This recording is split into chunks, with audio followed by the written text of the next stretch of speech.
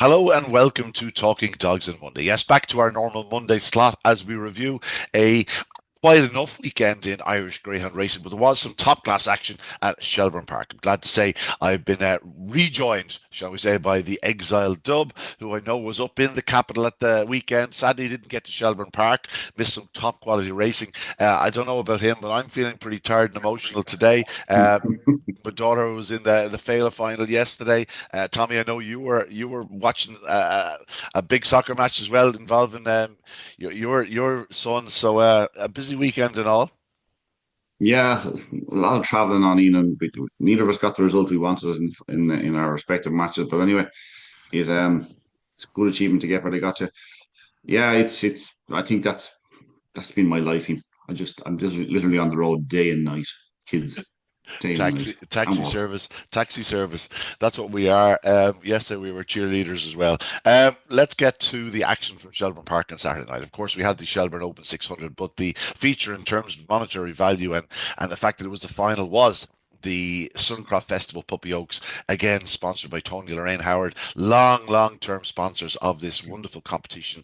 It's been won by some absolutely outstanding bitches in the past. Number have gone on to do the Puppy Oaks and Oaks double, and She Be the One will be the one attempting to do that this year. She is.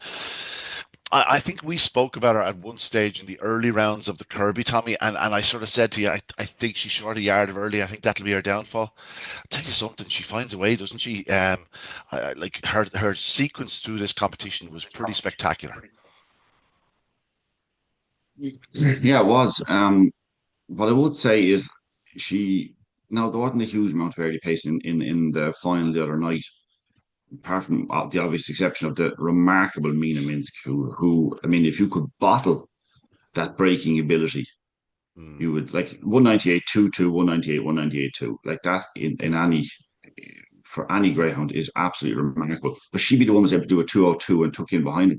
But you know what? If ever you want the prime example of the importance of early pace, it was the other night. I know she'd be the one who got the job done, right?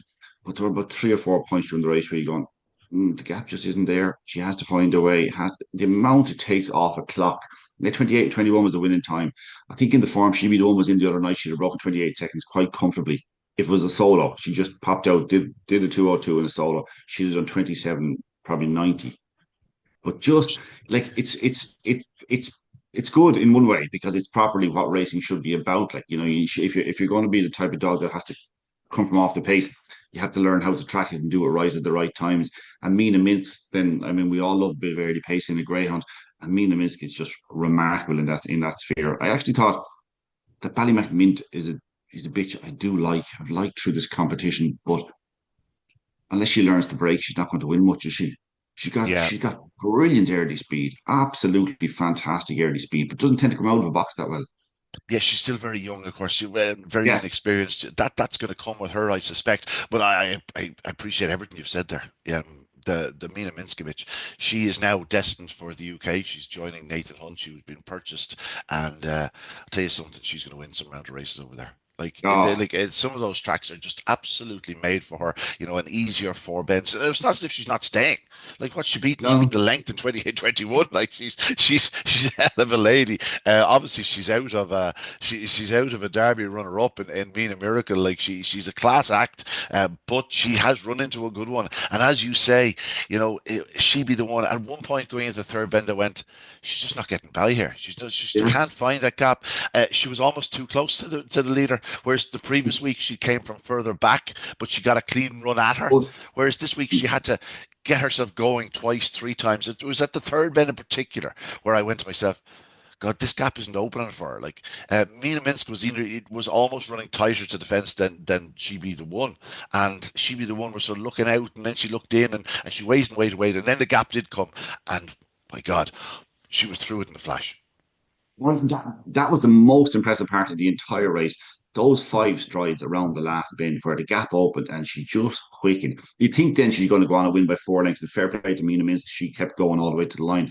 But like those few strides when the gap did open, because I was watching the races and I had the same kind of thought process as you had through it. I was going, she's just getting too close at the wrong points where you can't get through. Well, the second she kind of moved off the last bend slightly, She Be the One just shot through. That was deeply impressive, and it's more impressive for the fact that she had been held up a little bit different points and had to accelerate. It's not like she was just finding stride and picking up from the second bend and met at the right time. It didn't happen right for her. Like I'm absolutely 100% sure that's the sub 28 second run, really and truly, from She Be the One. I mean, they're looking. It's early stages. But they're looking like a remarkably good litter. Yeah, again from out of Whiting's Gift. This is a litter by Ballymac Wild. We haven't seen an awful lot of Ballymac Wilds. I'm sure he has an awful lot of litters on the ground, but he was a hell of a greyhound himself. He was Mr. Consistency, and Whiting's Gift. Well, she has thrown from every single litter. Obviously, her most probably famous son or daughter is Seven Beach, who we'll speak actually about in a moment or two. But if you look at the rest of the litters, like the first litter was, Scooby Duchess and Scooby Prince. Both of them hugely talented. Obviously, a national puppy stake winner there. Scooby Duchess was she twice?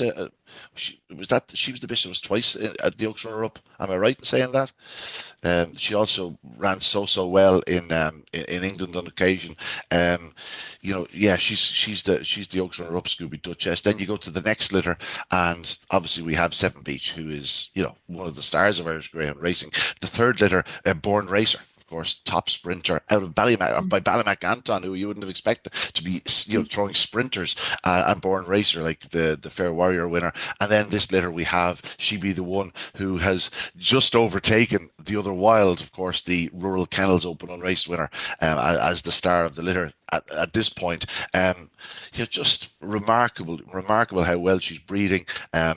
Whiting's Gift. She was a talented lady herself. She ran in the UK, and of course, she's also a half sister to a couple of Derby winners in Born Warrior and the other Kobe. So like the pedigree is there. She's been bred by Jennifer O'Donnell, and yeah, She Be the One. I think she's well named. How could she go in the Oaks, Tommy? Tell you what, she could go really well, and I'll tell you why. Because of that 202 the other night. I know it's still required a lot of work to win the race the other night, but the 202 is following from a 204, a 210 the previous week. It's improving all the time. Now she has a bit of experience relative to the finalists. I think she might have more experience than all of our won the finalists the other night. And for a puppy up, she had a nice bit of experience. But I still think she looked like she was improving. I mean, Yeah, I'm having that down as her best run by a long way because of the way she got. She was forced to race properly. She was forced to do extraordinary things to win a race. She didn't just get it easily. Like, I mean, if she had done what we thought maybe she might do, a 205, pick up from the second bend, get a clear run up along the inside down the third bend, and go through and win by 2 or 3 lengths, you'd say, well, that was grand. But it's just the way she had to do it. I liked it a lot. I think. Look at the field for the Oaks will be strong, and there'll be plenty of early pace in there. But I mean, unless sections are changing in a way that I haven't spotted so far, like Mina Minsk stuff is remarkable, and it looks like the 198. It looks like a 2 second yeah, it split. You does. know what I Yeah, mean? It's not yeah. just like, oh, maybe that section isn't right. It looks lightning fast from Mina Minsk every night. And the fact that She'd be the one was able to do a 202 behind her the other night, I would like that. That'd be very encouraging to me. That will lead the heats of the Oaks. Not everyone, but that'll actually lead heats of the Oaks. We're in a situation where if Mina Minsk wasn't in the competition, she'd have been a top line winner of her three heats. you know, it's only that Mina Minsk was up against her twice that she didn't lead. I would And suggest that Mina Minsk was to run in the Irish Oaks, which is unlikely given the fact she's heading across to the UK now. If she had been running in the Irish Oaks, like I'd have put her in the final already, and probably made virtually every yard of every race or every round she was in, that's bar maybe being picked up a couple of nights. But like that's the sort of bitch she has turned into. It's a great shame if she doesn't run the Irish Oaks, which is unlikely with Mina Minsk. But the fact that she'd be the one picked her up, she picked her up and beat her 2.5 lengths in the semi-finals last week. Again, stopped in her run 3-4 times. She still wins a length and a half. It's it just looks a it, remarkable run. it looked like Mina Minsk's best run today too. Yeah.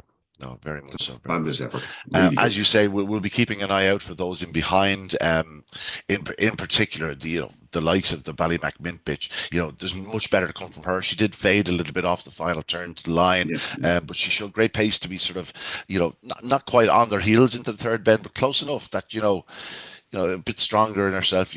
you could see her But sort she of got trouble. She shoot got a across. bit of bumping at the first bend as well. And to be honest, Ian, like if you said to me like a bitch with her early pace doing 2:15, 2:16, like that's where you're losing it. That's where you're losing Yeah. so far. Hopefully that will change. She's had 4 runs. I mean, It was an entirely predictable race. This was how yeah, you would have previewed it. This is how I would have previewed it. Mina Minsk in the lead. She'd be the one who's going to turn prominently and probably pick her up. And yeah. Ballymacmint is the best of the rest. And that's how it turned out to be. And Ballymacmint is probably open to more improvement than the other two, just given the fact that she's less experienced. But she's going to need to show plenty of improvement to reverse the form, which she'd be the one at some point. Like sometimes you want to be clever when you're looking at a race and you want to tip something a little bit different. And I was kind of I've liked Ballymacmint from what I've seen so far. And I kind of wanted to tip her, and then I thought maybe I'll tip her to be second. And then I thought, there's no way on known form she can get by Mina Minsk around the opening bend. And Mina Minsk runs a nice middle line and whatever else. So I mean, I think just can't make it. I couldn't make the case enough to say that like it's people say, oh, he's tipping the favorite to beat the second favorite.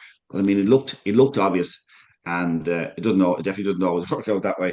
But That and certainly thankfully, doesn't. thankfully, thankfully it doesn't. But this did look like a case of Mina Minsk pops out lead, stays in the middle of the line. She be the one gets a lovely run behind her. And you know what?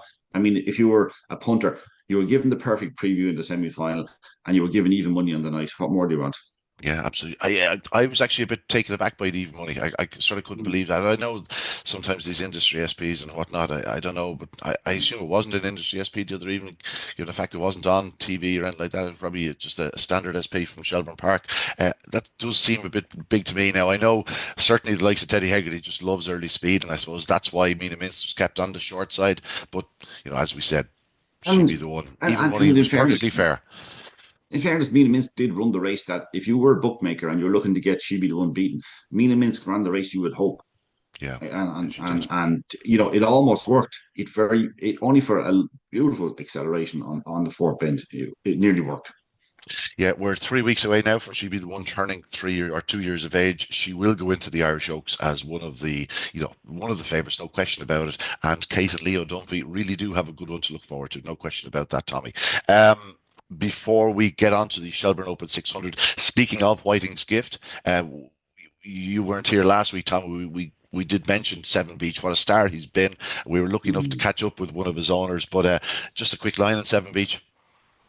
Well, I feel like I've been talking about Seven Beach for 2 years. I think at this stage, I think we all kind of knew his inexperience going to Derby in 2023, and got to a what was it, quarterfinal, semi-final, Semi-finals, and yeah. yeah, twice semi-finals in the Derby. He's a fabulous dog, and actually he was really really good in Waterford. Just he's you know there are lots of dogs, and maybe I haven't been spoiled enough. There are lots of dogs you just think, geez, I'd love to own that dog. And he is just Yeah. a star every time, runs his race. And actually, prior to the Derby last year, giving Bacca Diamond that scare it was just a great race, a proper race. He's a superb dog. And actually, do you know what? Maybe when the dust settles, he may not even be the best Vikings gift. I tell you what, it's certainly the way she's throwing at the moment, and she be the one who's starting to fly. The other wild is a hell of a promising pup. There's a lot to Mm. come from Whiting's Gift, I'd say, in the couple of years to come. She is breeding them well, no question about it. Yeah, we're lucky enough to catch up with Robert Vaughan, one of the Beach Boys Trio Syndicate, speaking about his Seven Beach, and a little bit of a spoiler. This fellow is going to stay racing, and they did turn down a few quid for him at one point. Well, as you can see, I am joined by Robert Vaughan of the Beach Boys Trio Syndicate. Robert, firstly, congratulations on the success of Seven Beach, not just on Saturday night at Waterford, but of course earlier in the year in the Tote Gold Cup. He was a star for you last year. He hit a few crossbars, but he was right there, banging contention the latter stages of the Derby. But this has been a remarkable start to 2025. Oh, been great. Yeah, the dog's turned out fantastic. Obviously the tote World Cup, we was a little bit fortunate to win it because Carrick Old dog looked home and hosed, and he was the dog of the competition really, and it was so unfortunate for the dog to break down like that. Like you don't like to win competitions like that, but I suppose the dog went round second, and he was there to take advantage of it. But yeah, I felt very sorry for the Carrick Old boys because he was home and hosed in my opinion, that dog. Of But course, you on got to Saturday take your night, chance when you can, haven't you? he made his own look. This was all about early speed. Really took to Waterford, Oh and I yeah. suppose suited to a greyhound like Seven Beach, who's so consistent at the start. Yeah, I mean, I'm glad he won that because I think he won that competition on merit. So it's sort of nice to back up.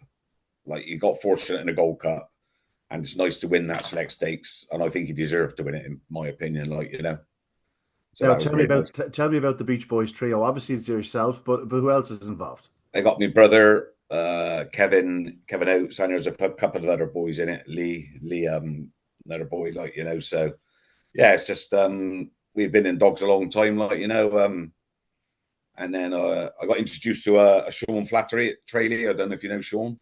No, everyone knows Sean Flaherty. Everyone knows Sean. Yeah, and he was I knew a bit about breeding, and he was sort of edging me the right way. And I've had a nice few pups off Sean. He breeds and rears a nice puppy, does Sean? Yeah. So I sort of just looked into the breeding a bit and come across it and emailed Jennifer when I seen he was whelp down. And 10 weeks later, she rang me up and said, "There's a pup going." So it just all from there, like just pure luck, really, like We don't go paying fortunes for dogs. We buy young pups bred well if we can. Well, it fell right for you, because obviously he was from the second litter out of Whiting's Gift, and she's Mount Taylor Queen, and within a matter of weeks, months, whatever, like you were closely related to a Derby winner, soon to be 2 Derby winners. The previous litter had turned into superstars as well, like it's Scooby Duchess and Scooby Prince, and all of a sudden you have a pup and you're going, geez, we have a life here, lads. Yeah, it's nice to have that chance, and like just to get a dog to run at Shelbourne Park on a Saturday night, and a dog to merit runs there. It's a dream, isn't it? Like Yeah. I mean, we had a dog called Kilmer Lemon. He ran it the Night of Stars. Got beat by I think it was Aldo's Jet, was it the sprinter like a few years ago, and like then to get another dog like this to go to run and win on the Night of Stars in 2 Derby semi-finals and all the races he's ran, it's just been unbelievable. Like I know all down to Jennifer. She's just fantastic in it. You only got to look at the family what they've won over. It's incredible, isn't it? Like Yeah. Kilmore Lemon was a very special sprinter. Obviously, early speed is something you look out for. Now, I know you bought him as a pup, so you were only hoping that he'd have it, but he's not too dissimilar to Kilmore Lemon in a sense where when he hits the ground, he gets racing quickly. Oh, that's right. Yeah. When he comes out, he got tremendous pace to the bend, and he's just like. And I think he stayed a bit better than Kilmore Lemon, to be honest. But I mean, Kilmore Lemon was a very, very fast dog. Patrick Jansen used to train him for us, But yeah, he's just turned out a great dog. This dog, and just leave it all up to Jennifer. What she decides where the dog runs and what he does, and obviously he's 3.5 now, so. I think he's best suited to like two race competitions, now. I mean, I think them longer formats, he just finds him out in the later stages. You've sort of answered my question. I assume, like Jennifer said it in the interview the other evening, that she made the choice to bypass the Easter Cup, just given his age, and hard competitions like that will take it out of him. Whereas you can pick and choose now. I assume something like the race of champions down at Tralee has to be an option, while you perhaps might be looking for something like a Dundalk International invite. I know Jennifer O'Donnell, given the fact that her father Matt was a legitimate man to try and get an invite to the international, though. That's right. Yeah, I will leave it all up to Jennifer. I mean, I think that one at Dundalk, I think that's like a 5-6 race competition in it or something. No, Dundalk International is just one run. Oh, is it? Right. Well, I would just leave that to Jennifer. If you get invited, it'd be fantastic. Yeah, of course it would. I'm sure Jennifer's already working on it. Don't you worry. Yeah. Oh, yeah. I just said I don't interfere one bit. I just let her get on with it. I couldn't tell her what to do, but I blame me. It's been a dream ride with Seven Beach. Obviously, he's done very little wrong. 2 Derby semi-finals. Was a star from the start. He started off at Kilkenny, should I say, in the Champion on race. So you knew he was pretty talented. Is there another one coming up? Do you have any more pups with Jennifer? We got one pup there. There's one pup there. I got a pup with Sean Flattery. We got a little grader in Swindon with Paul Foster Trays, which I had off Sean. So yeah, we got a couple in the pipeline. That's about it, So just hoping for a bit of luck. Yeah, that's exactly what it is. We don't go paying fortunes for dogs like 30,000-40,000. So we buy well-bred pups and just take our chance. And if they don't work out, you buy another one and kick on again, don't you? I know myself. I spoke to John Mitchell, obviously Jennifer's husband, back in the day, John, around the time Seven Beach was running in the Champion Open Unraced. I suggest you may have turned down 1 or 2 offers for this Greyhound. Yeah, we did. Yeah, we had a few people ring up, and Jennifer rang me up a few times and said, "Look, I just said that he's not for sale.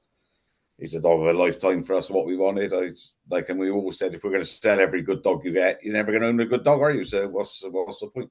Well, this is it. And two big competitions later, already in 2025, €46,000 in prize money. I think you were fully justified. Oh yeah. But we put it all back in. So it was like That'll buy a few pups. Yeah, that's right. Yeah, so we just carry on like that. Just leave it all up to Jennifer and buy a few pups off Sean. And Sean, so just go that way and hopefully it clicks again. I hope Sean's not watching this. He'll be asking for an extra few quid. Oh yeah, he will be. Yeah. Listen, Robert, it was a pleasure talking to you. Congratulations again with all the success with Seven Beach. And I think it's a perfect time to remind ourselves of how exactly he did it at Kilcohen Park on Saturday night, winning the Droopy Stud Select Stakes. They are in Trap 1, A Barefoot on Song, 2, Shanahy Boomer, 3, Down to Business, 4, 7 Beach, 5, Glengar Martha, Trap 6, Road Exile. And they're away racing at 4, comes away well there. That's the favourite, 7 Beach, and goes up to the first bend at speed 2 and moves into second place, Shanahy Boomer. So heading down the backstretch, 7 Beach has gone on by 3 lengths from Trap 2 in second place, Shanahy Boomer. 1 is back in third, Barefoot on Song, but it's all about 7 Beach at this stage, holds a 4 lengths lead between the final 2 bends, will hardly be caught from there. 2 giving of its best in second place, Shanahy Boomer, but it's all about Trap 4, 7 Beach, pillar to post. Winning time 28:44. Yes, Robert Vaughan there of the Beach Boys Trio Syndicate, the lucky owners of Seven Beach. Well done to them, and continued success and best of luck with their star performer. Now, Tommy, let's get back to Shelbourne Park on Saturday night. The Shelbourne Open 600. I'm still not happy about the name. It was the Guinness 600 for many years. I think this should be renamed something. I just don't think the Shelbourne Open 600 sort of does justice to the stature and the popularity of this famous contest. Yeah, look, we can find a sponsor for that down the line. I'm sure it would be one of the ones that you would say one of the first ones you should be looking to get a sponsor for. Yeah, it's not even just a case of sponsorship, but even give it a name, and then maybe call it something like the South Lot 600, or that sort of way. So give it a name that even if there's a sponsor attached, you could call it the Tommy Lyons South Lot 600. Like, you and I are old enough, Ian, that we not like the Guinness 600. It's a bit like the Whitbread Gold Cup. Calling it the Bet365 Gold Cup. The Whitbread Gold Cup was the Whitbread when we were growing up. And it's funny how things, they get, because they're so good in a certain era, it kind of sticks. And you want to call it the Guinness 600. You want to call it the Whitbread, that sort of stuff. Yeah, it's the Sunderland Lions Hurdle. They're getting some bang for their buck. They haven't sponsored for years and still call it Sunderland Lions. The RSA chase, Brown advisory. It just takes a while. It takes a while to adjust. Yeah, it does. We have a very fast greyhound in Callaway Kinnegar. We've known that for quite some time. Last year's Juvenile Derby champion, Derby third. And in fairness to him, Derby third, when probably not at his very strongest during the sort of latter stages of the Derby, was sort of nursing I think it was a tonsil problem, a couple of other little bits. But he had yet to fire, shall we say, this year. On Saturday night, he fired. A dog of his power and pace when he did hit the front. And in fairness to him, the draw was very much in his favour. He was 4-6 despite suffering defeat the previous week. And after a stride, it's over. Ball burst. Game over. Good luck and God bless. Timmy's Bucks ran a big race in second spot. He's running out of his skin at present. But Callaway Kinnegar, you just knew he was just going to keep going and pulling out. He wins 4.5 lengths in 32.10. Hell of a run. Fast greyhound. And he's going to go into the final as the favourite. Yeah, he's going to be a short price favourite too, Ian, because breaking like that, it was all over. Somebody go pick up the cones and we go home. It was just all over after a couple of strides. We talked about it a while ago, and he has had a good few runs recently. I think has he had 5 or 6 runs this year? That's a 6th run this year, yeah. Yeah, 6 runs this year. So we did talk about when he was beaten, or when he beat Crafty Bondi and Nick. We thought maybe he should have won by more. And he got beaten last week, but this is more like it. He built from a 604 to a 599 to a 591. It's coming in the right direction. And the 3210 is at this stage of the year, 3210 is a big run. So, Timmy's Bucks out of it, Trusted Exile, the Andy Lynch line, Tim Clift, it's a great run. It's a great run defeat. You're chasing shadows. You really are. You're chasing shadows when you're behind the dog, the stature, and the ability of Callaway Kinnegar. But it's good to see. I know the race was, as you said, rightly said, it was kind of built towards a performance like that, and maybe the final won't be quite as straightforward. But it was nice to see that because he's one of those dogs that we rate in the probably top five in the country in ability. Yeah, no So it's question about it. just nice to see that. Timmy's books, as you said, was second, and back in third, Glen Lara Blue. He's been a real model of consistency around Shelbourne Park for quite some time. He loves this longer run to the corner, loves the extra emphasis on stamina, and always seems to run his race around Shelbourne Park. So good to see that type of dog in the final as well. And they've done a really good job because he's won a lot of races. Like he's up to 13 wins, and so sometimes you get a dog where they're running that sort of company, and they're not going to win those sort of races, and they're going to finish second and third, and you're kind of going, God, you're running for places every night.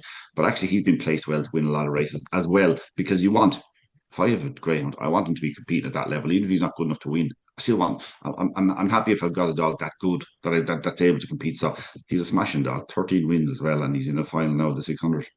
Yeah, Liam Curley, like we grew up sort of watching the Glen sort of prefix, Glen Ivy, Glen Lee, all that sort of. This lady was out of Glen Lara, or he's out of Glen Lara Rosa, who herself was very talented. But you go back through her, she goes back through Kildallan Maid, Linger, back to the Martinstown breed, like fast pedigree on the damn side, and it's just great to see Liam with one in a big final like this. Liam's around a long time, trained a lot of fast greyhounds in his day, but he will have to run because Callaway Kinnegar is going to be a fairly hot favourite. Moving on to the second semi-final, Ballyhooly Bruno, 32.55. He still hasn't really done it right at traps in this competition, but I'll tell you one thing, he's running hard, and of course Tom O'Neill, a very shrewd man with a racing greyhound, he has won this in the past. What did he win it with in the past, Tommy? Besides that, I tell you, not he didn't win it with Dreamwalker. He was doing it. Ballyhooly. Jeez, don't ask me. What was it? Ballyhooly Henry, I believe. Henry, was it? It's Henry, yeah. Do you remember Henry? Yeah, I confirm that. Yeah, 2016 Ballyhooly Henry. Yeah. Jesus, Ian, you're going back 9 years. My God, I know, I think actually, do you know what? Just on the whole name you thing, maybe we should just call until we get somebody who's going to stick with it for a long time in terms of sponsorship. Why don't we just call it the 600 because it is the 600. Yeah, absolutely. But anyway, Ballyhooly Bruno, sorry, he's a dog that has immense ability. You're right, he hadn't been breaking. But you know what? There's something really good about the way he runs those last 50 yards into the bend to get into a position where he can go and win a race. Ballinabula Jim, you'd say he's kind of where you'd expect him to be. Yeah. Are you? Was there a bounce on Saturday night? Yes, that like I don't I look. Some people don't subscribe to it in horse racing. I certainly do. Some people don't subscribe to it in greyhound racing. I'm less convinced by the greyhound racing, but I still, when I was looking at the race the other night, I was more impressed by his opening round effort than I was his Saturday night effort, because he just didn't seem to get away from them off the second bend, where I'd be thinking, now go, and it just didn't seem to happen. And again, he's been off a long time with an injury, probably not an awful lot of work in behind him, and it just looked like that when he went to put the foot in the pedal, it wasn't quite there, and it seemed to be there the previous week. So I'm going to put it down to a bounce. Well, yeah. For anybody who doesn't know what the bounce is, it obviously means when you come back after a long layoff and you run a huge race, and it leaves a mark that when you run the second time, and particularly in a competition like this, that there's kind of a bit of a drop back in your form, just because it's taken some more out of it than maybe it wouldn't under normal circumstances. You became a bit fitter. So like there's something in it. I believe there's something in it in terms of horse racing and greyhound racing. So, yeah, a little bit less impressed. But the only thing is, and I'm not sure that another week is enough either. But he's in the final, and he's there with a chance. Now, I would say, Single on Molly was extremely unlucky in this heat the other night. I would think that everywhere she went, Ballabula Jim was just in the way. If you know what I mean, the two of them went. Just there was nothing in it. I mean, there's no bumping or nothing untoward about it. It's just everywhere she wanted to go, he was there. And I thought, 32.55 was the winning time. She's beaten the lane 32.62. I'm taking 30 spots off that at least for Single on Molly. Whatever about being held up down the back straight, it was off the last bend as well when she's coming on the outside of the dog and he's just drifting off. And She gets he's he's 91 pounds on the card. yeah, Like she had no option there. She just had to go she's around him. She took a 67. couple of bumps, She's yeah. 67. And Yeah, obviously, but Ballyhooly Bruno at that stage was really sort of motoring. Got up yeah, the inside, went on to land the spoils by a length. But I agree with you, Sing Along Molly. She's running out of her skin. and She's a very I fast think lady. And as I've always said, I've slagged him a couple of times about it. I always describe Gilbert Anderson as perhaps one of the luckiest owners in Greyhound racing. Happened to call me the other day about Sing Along Dolly, who's just been recently retired. Of course, what a star she was. But this lady Sing Along Molly, I sort of said to him, "Well, sure, you never know, Gilbert. I might see you next weekend." He said, "Ah, a little bit of luck. You never know." I said, "Well, luck that's your wheelhouse, isn't it?" okay. Well, I tell you, she and the most natural thing for any greyhound coming off the last bend is to veer off a bit right when they're tiring, like Ballinabula Yeah, Jim was. So there's nothing in it. Only that I think Sing Along Molly was a bit unlucky. If again there is potential in the final that the Ballinabula Jim might get in her way, but I could see her finishing second. yeah. I could see her winning. We're going to get to But it. she might be. We're going to get to it in a moment. But this is far from sort of cut and dry now for Callaway Kinnegear, despite the prices. Again, so just those three qualifiers once again. Ballyhooly Bruno, obviously a tremendous winner. We haven't done an awful lot of talking about Ballyhooly Bruno. I bring it back to, if he produces something like the run he did, was it the Winter Racing Festival where he showed the great early I think it speed to was, get yeah, loose, or yeah. was it? Yeah, I, he did a big run. Oh, the 23rd November. It was no, it was Derby final night. It was Derby oh, final sure, night. late Derby, yeah, it's a late Yeah, Derby, it was in the yeah. 11th race on the card that night, and he absolutely took off. He did a 28-29, but on the night that was a hell of a run. Obviously, a very, very wet night in Shelbourne Park on the occasion, and he showed great early speed, got to the front, and really charged on. He won by 6 lengths. It was a sensational run. I think that was very much an improved display by him, and he seems to have carried that form through. Like he came into this competition in great form. He'd won a 575 at Cork in 30.69, and then came to Shelbourne and won a 575 in 30.81. Like that's a hell of a run. Before, like he was an eye catcher in the opening round of the competition, no question. After a very slow start, 6:15, and then 6:07 the other evening. Like there's definitely a 590 in this fella if he comes away, and that's why he has to be seen as a major player. But again, he's going to have to come away, although he's running very, very strong. This isn't the type of contest you're going to be coming from off the pace to win. The final itself, because you look at the likes of Callaway Kinnegear or even Sing Along Molly or, Ballinabula Jim, as we say, he probably will continue to get fitter. Do you know what I mean? If he does turn it for home straight, he mightn't just come back to them as quick as he has done.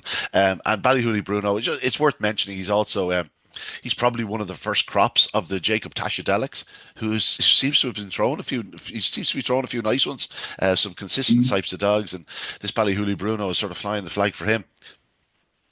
Yeah, I think. Look, at I said I could see Singing on Molly maybe finishing second if Callaway Kinnegear gets to run it all. But you know what? Um, you'd want to be getting a price because I have the highest respect for Tom O'Neill as a trainer. Ballyhooly Bruno has a great draw if he can break it a little bit better. And like I am afraid of Ballinabula Jim, who's going to break and probably going to lead.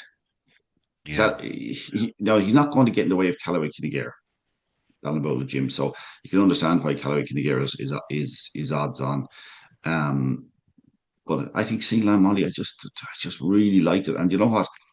The funny thing is, because she never really found full stride and she'd only beaten Leighton 31.55, she probably didn't have a horrifically hard race last Saturday night either. yeah. No, she didn't. No question. Like she got held up in places and sort of never Mm. really got a chance to really stride out in parts. And Yeah. yeah, you'd imagine that she'll come into the race in good form. It's quite a while since a lady won this competition. I'm just trying to look through the list here at the moment. Um, Nothing in recent years. When was the last time a bitch did win it? Like we're getting to the stage where you sort of you have to like you go back that far, you have to start looking and go, God, was that even a bitch or was that a dog? Um, could it What about could it be that Colorado Holly back in 1990? Would that be the last bitch? just looking through them here now. Ringtown, Snowy, Kingo, Shane Boyle, Acardello, College Causeway, Yeah, Agden, Jamie, Satellite Flight, those are the master. Um, what about the dog in England, the second favourite for the Derby? Proper heiress, is it? yeah. How do you call a dog proper ARS? Ballymacmaeve. That was the one. Yeah, Yeah, yeah. Ballymacmaeve was the dog, obviously enough, and was ended up Mm. being a real good sire.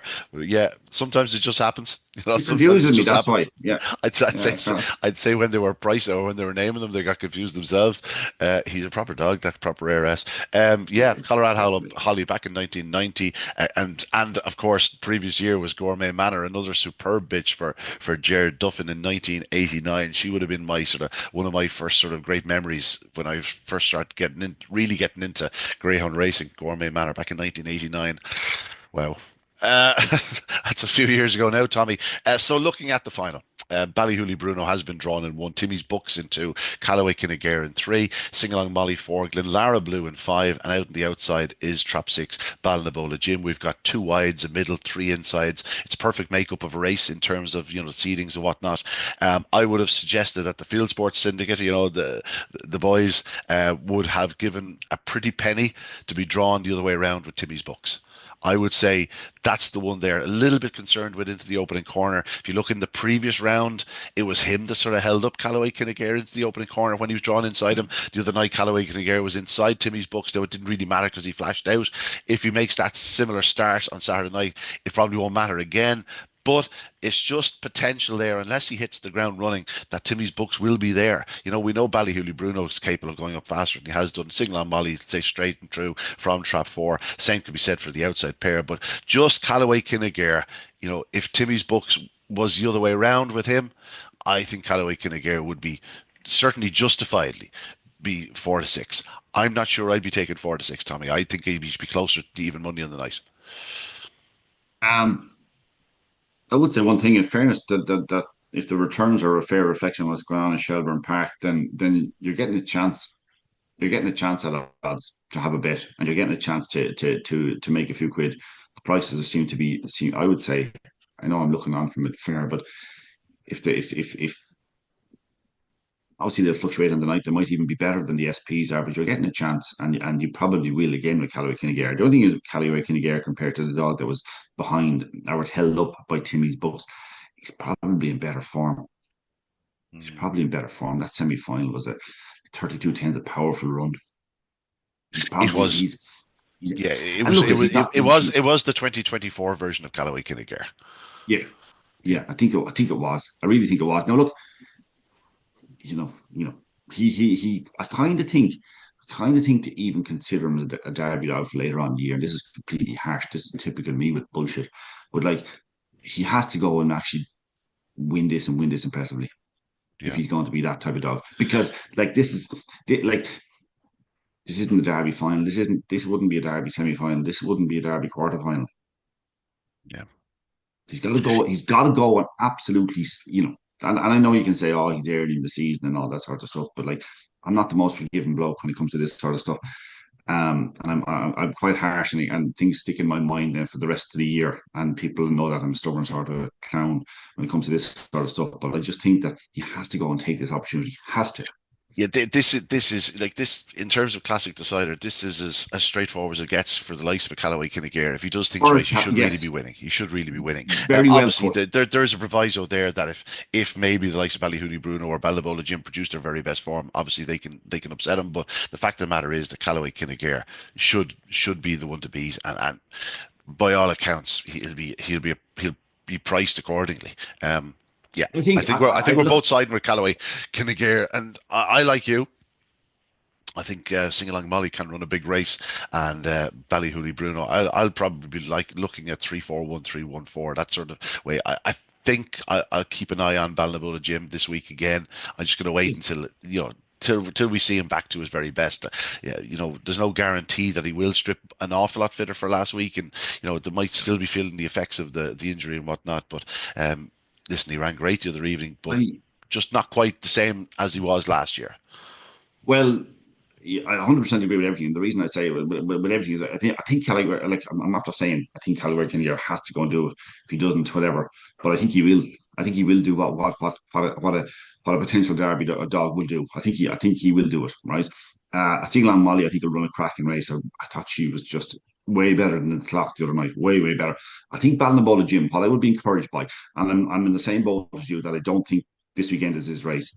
But like, if he had lost his early pace and he was coming out second or third and getting well beaten, or even if he was plugging on to qualify, you'd be worried about the dog because you're saying, okay, this isn't the Ballinabola Jim of last year. This is, he just needs a bit of time.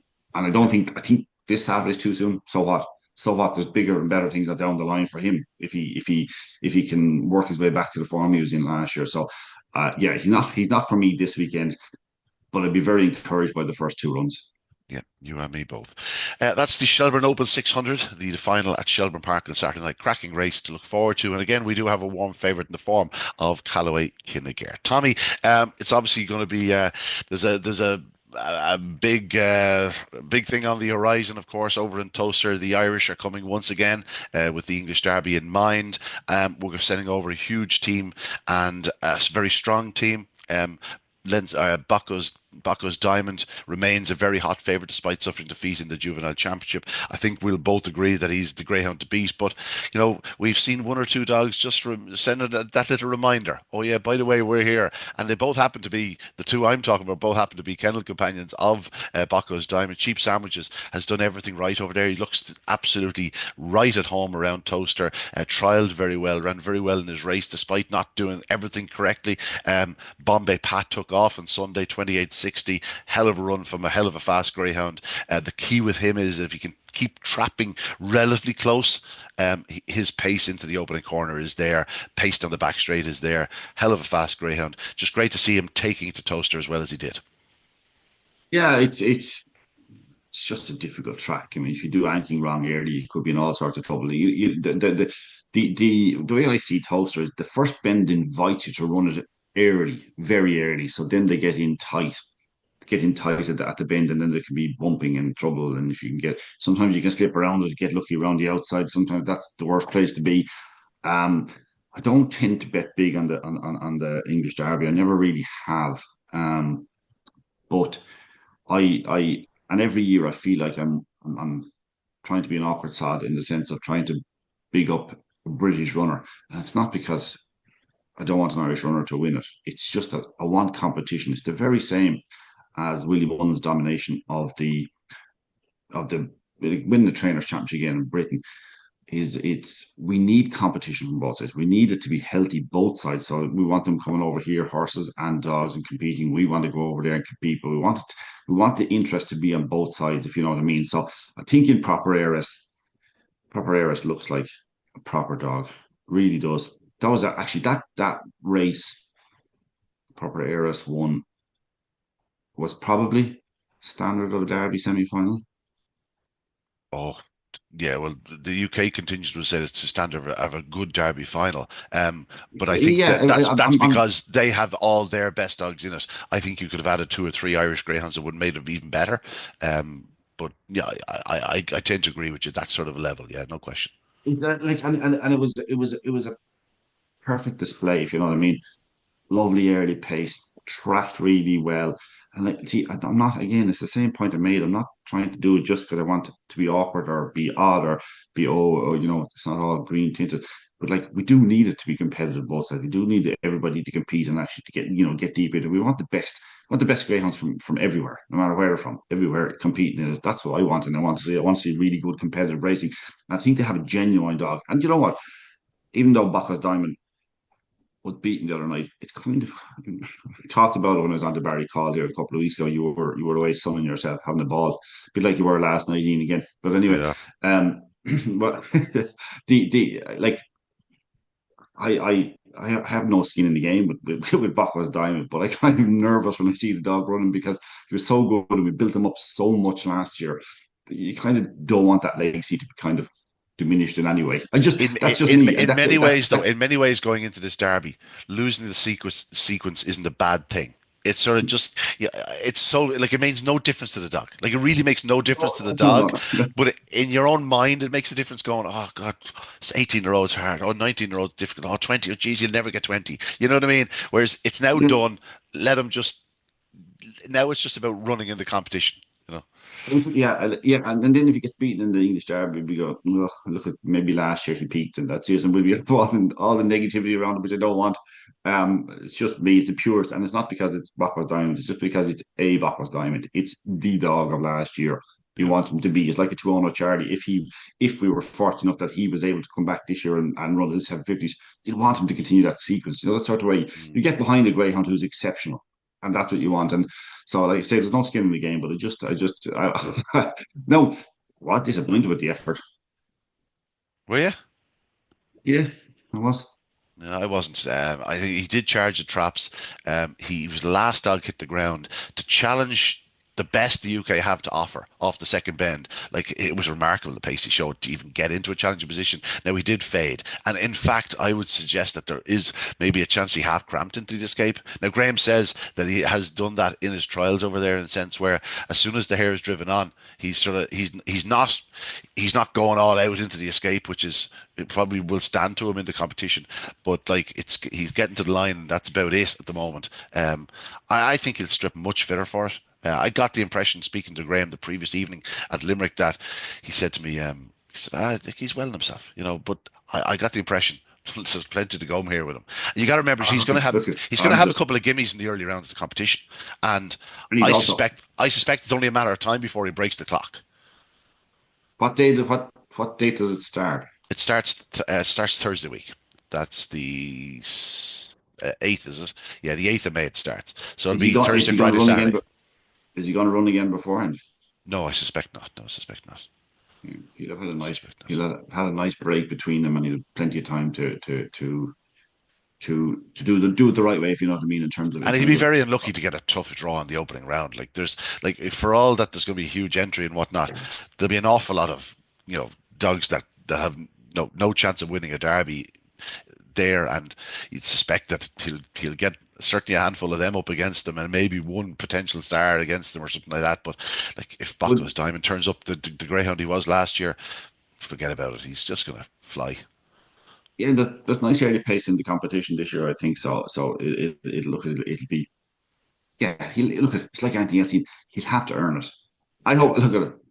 I'm just again me being the way I am, but I want him to do it. I want him, because he was so good last year, I want him to go and do it and be explosive right throughout the minute, and maybe that's what he'll be.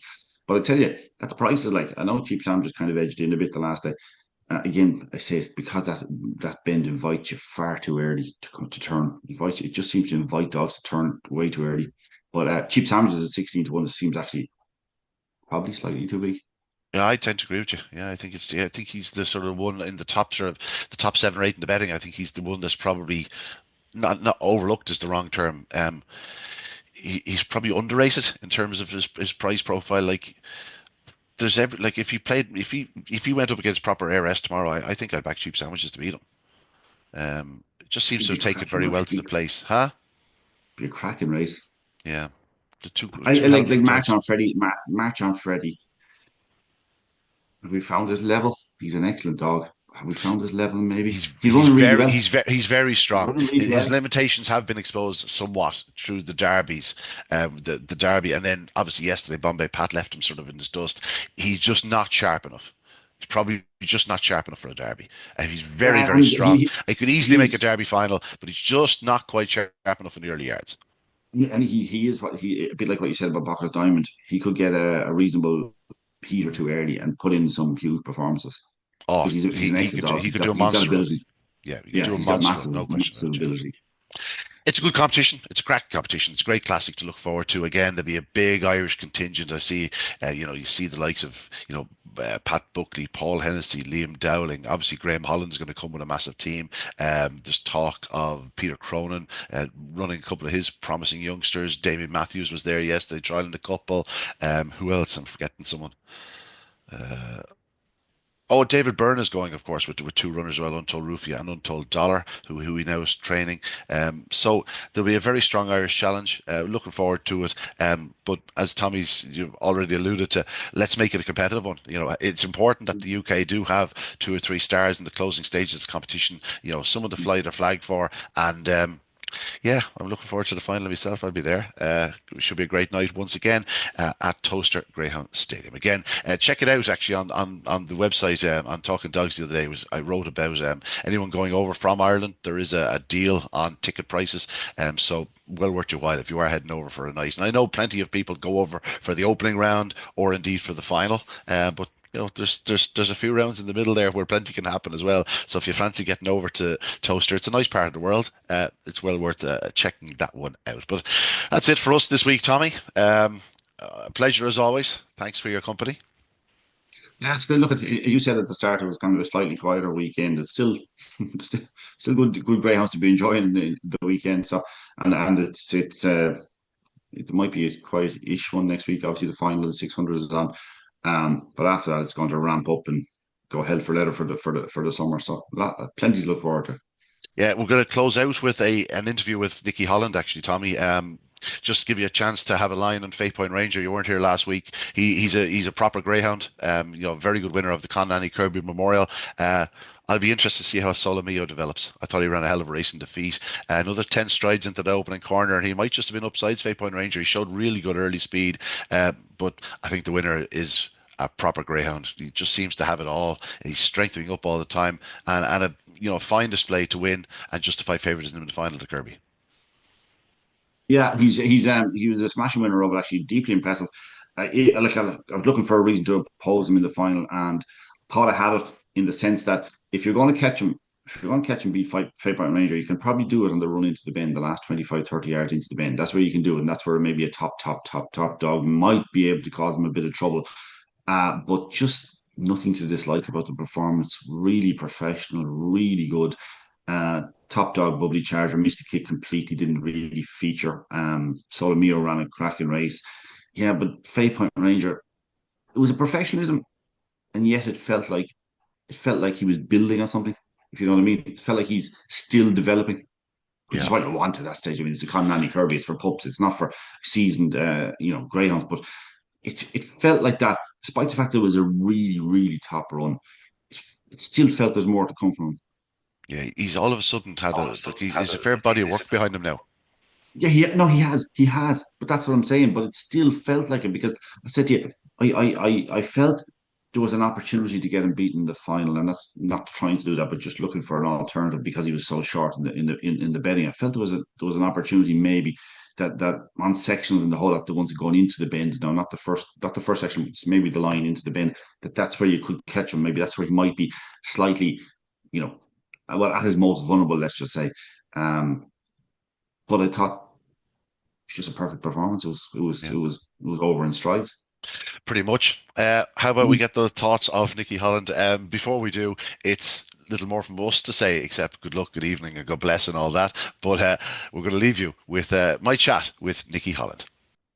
Well, I'm sure the lady in front of me needs no introduction. Nicky Holland, of course, the matriarch at the Riverside Kennels operation, and of course, Fatepoint Ranger claiming another Conlanny Kirby Memorial for you on Saturday night. That's 3 and 4 years. You're making a habit of this. Look, I don't know about a habit. We're really, really lucky that we've got great owners that keep supplying these fantastic dogs, and we just have to steer them. And luckily, they go out and do the business when it matters. He ran brilliant. We were so pleased. And Chris and Patricia, they've been great supporters of the game for, I think he said 60 years or so there when he was interviewed, and they were thrilled. It was a dream come true for him. And we're just delighted that we could be a part of it and help him make his dreams come true. Yeah, like they are quite a private family. Like we all know the Fate Point prefix, we know their names, but they're not sort of brash out there people. They're quiet. They go about their business. They buy a few dogs every year and hope for a bit of success. And I think it's thoroughly deserved. Yeah, definitely. I say really, really nice people. Put their hand in their pocket and really enjoy their dogs. Have them home when they're finished racing. Like he's got Fatepoint Maureen, Fatepoint Sean home. So yeah, great owners, and it's just brilliant for them. Of course, in many ways, training the dog is the easy part. You got to get your hands on the dog, and this was sourced. This was a dog from the early stages that came to you, and we know there was a bit of a reputation before he even ran his first race. So I think he knew from early that he was pretty special. Yeah, we did. Obviously, Chris had bought dogs via Anthony Dwyer, his roaming kennels in the past. Obviously, Faypoint Harvey, Faypoint Sean, so he knows Anthony quite well. Anthony was quite hopeful about this fella. He'd done a good unrecorded trial for him, and they discussed it. And he came up to us with, a bit of a reputation that he was going to be a nice dog. And luckily, it all came together, and he fulfilled it. He went in the unraced stake in Clonmel, ran brilliantly through that. Obviously fluffed his lines in the final, and then we said, we'll go for the Kirby. And what can we say? He couldn't have done any better. He ran through it brilliantly. Great semi-final, and then came out. And you were just a little bit worried that he ran so well in such a fantastic time in the semis. That would it just, would he be a little bit flat, as quite a lot of dogs are after they do a fab run like that? But no, he came out, showed his early and strong down the back, and yeah, really pleased with him. Great for everybody. It must be pretty pleasing as well that, it's all well and good these dogs coming out and doing flashy runs in their first, second, third races. This fellow looked very impressive from the start, but he's improved, he's strengthened, you can just see the pennies dropping, just everything's right. And that means he's obviously a professional type of dog, but he's also a clever dog, and a dog still on an upward curve. There's no real ceiling to where this fellow could end up. Yeah, that's it. He's not two next month, so he's still maturing all the time. But just the way he's showing us, he's just improving. He's great kenneler, great at home. So you're looking forward to the future with him. Obviously pleased with what he's done, but just looking that he's going to be a dog for later in the year, and hopefully for next year as well. Yeah, I was going to say there, how has he been since Saturday night? How's the exertions taken anything out of him, or is he in good form, ready to go again? It hasn't, no. Yeah, he's in great form. He's definitely ready to go again. It hasn't taken too much out of him. You never know with young dogs. Obviously, it's a tough position. But now he's come out of it. We're delighted with him. Come out of it. Yeah. He obviously has very similar traits to your two previous winners of the competition, Swords Rex and Clonbrine Treaty, two ultra professional greyhounds dogs with searing early speed, brilliant down the back, and again, like this fellow, they strengthened up through their early careers. They obviously turned into classic performers. I assume you feel the same about this fellow. You went down the Produce Stakes route with them. Will you go down the Produce Stakes route with this fella? I'd say we're looking at the Produce Stakes with him. Just as well take on another competition while he's still eligible for running against the pups. And he's come out of it so well. We said afterwards, we just see how the race, he's come out of it very well. So we probably will go the Produce route with him, because it's a long time to the Irish Derby, to give him that much time off and expect him to come back for it. So yeah, it's looking like the Produce Stakes would be the route, and it didn't do them any harm, So yeah, certainly didn't. This fellow, you've mentioned it there, the Irish Derby route, the longer run to the corner, 550 yards, surely made for him. You'd like to think so, wouldn't you? The way he's running, fingers crossed. Look, it's a long time between now and then. There'll be a lot more dogs on the horizon coming through. But yeah, you'd like to think the 550 at Shelbourne, especially how he runs around Limerick, which are fairly similar. Yeah, we're definitely looking forward to that with him, and I'm sure Chris is definitely looking forward to running there with him. It's going to be a very busy few weeks for yourselves. Of course, the English Derby is fast approaching. By the time people are watching this, it's the Monday evening, so we won't talk about this weekend coming. But obviously, Bocco's Diamond ran very well in the juvenile for his first run back. You can certainly forgive him for tying up a little bit. The pace he showed to even challenge was stunning. It looks like he's as good as ever. He came out of the race okay. He's come out of the race really well. Very pleased with him. It was his first race in nearly 5 months, and what a race to end up in for his first race. The juvenile last year was probably not a patch on this one this year, and you could see, actually, I was in the stand, you could see him charge the boxes, and you knew he's going to miss the break because you just saw him charge it just before the hare got there. Showed phenomenal pace to give them the start that he did and to get on terms with them. And obviously, tied up, only to be expected, first race and that, but you'd like to think he'll come on really well for it, and he'd be raring to go for the first round. You wouldn't swap him? No. We'll keep him. In our game, that's called stating. Longer anyway. Yeah, in our game, that's called stating the obvious. He's Mr. Professional. He's a lovely dog. He really are. Look, generally, all the good ones are lovely dogs. Listen, Nicky, thanks so much. Best of luck with Fatepoint Ranger, and of course, best of luck in the English Derby. Another one coming home now would be nice. It would do, yeah. Look, it's a long way away yet, so we get the first round out of the way, but yeah, definitely something to look forward to. Thanks, Nicky. Thank you. This podcast was brought to you by Greyhound Racing Ireland.